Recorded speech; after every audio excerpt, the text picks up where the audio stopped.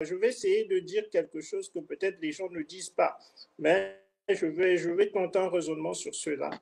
Si nous prenons par exemple les 600 ans d'esclavage, vous allez remarquer que la majeure partie même de ce qui sont des pratiques hein, religieuses se sont dégénérées en 600 ans parce qu'il y a des razzias, il y a beaucoup de choses. Et l'homme noir s'est retrouvé, disons, sans la croyance ou avec des croyances complètement dégénérées.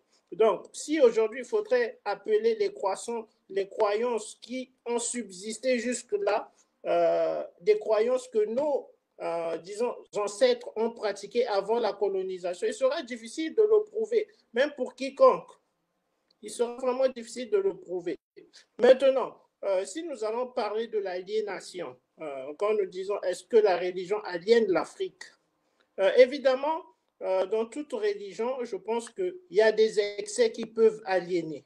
Et il y a ce qu'on appelle l'impact hein, qu'une religion peut avoir sur un peuple.